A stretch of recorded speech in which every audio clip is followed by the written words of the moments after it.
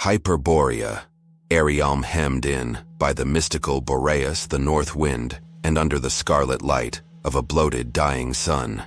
Its roiling seas spill eternal over the world's rim.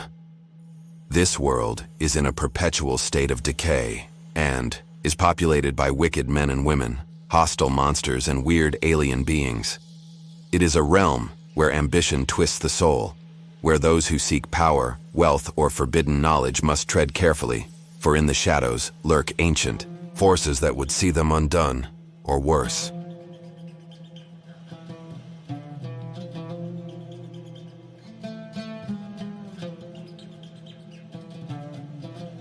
Bleached quarries deep in the red desert, a pit of toil and torment, echoed with the clatter of pickaxes and the crack of the overseers' whips, until the day the slaves rose in fury. Steel met flesh chains became weapons. And the sands ran red as the old order was buried beneath the weight of its own cruelty. 30 gaunt and desperate souls staggered across the endless dunes, the taste of ash and thirst thick in their throats, their freedom bought with blood, but yielding only the slow grip of starvation. When they came upon the pilgrims of V, the deathless one, robed and chanting beneath the moon, mercy was cast aside.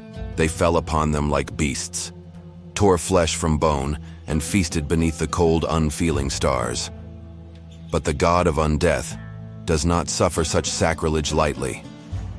And as they licked the marrow from their fingers, a black curse took root in their souls, binding them forever to the hunger that now defined them.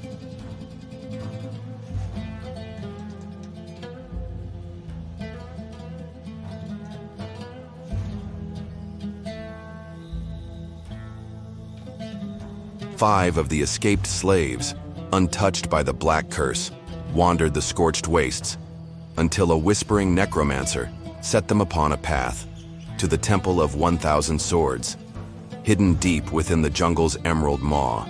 There, through blood and desperation, they carved their way past slavering beasts and painted picked warriors, pressing ever onward until they stood before the forge of the god of swords himself. He beheld their plight with mirthless laughter and placed in their hands blades of gleaming doom, weapons that could sever any curse, but only at a cruel price. For each spell undone, 9 lives must be claimed in 9 days, and or the curse would return, heavier than before.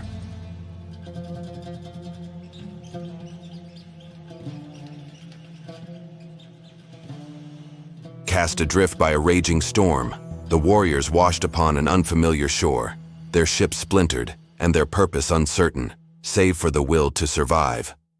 Through days of weary marching, in a fog-drenched forest, they came upon a forsaken altar, where a trembling woman lay bound, a sacrifice to appease the beast that ravaged her village.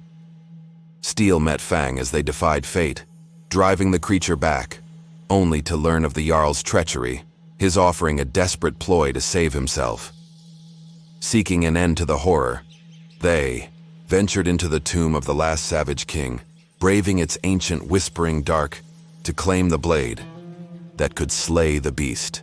But when the monster fell, its true master rose, and the Jarl, maddened by his own schemes, turned his blade against them, only to be struck down in the ruins of his lies.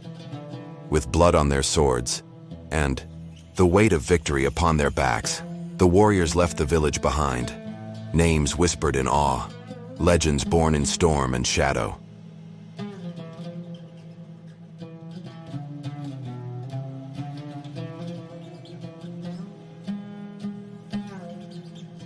Marked by Fenrir's wrath for slaying his spawn, the warriors roamed the world in search of salvation, until a necromancer's whisper lured them into an ancient bargain, venture into the ancient Hyperborean necropolis, and return with that which slumbers within.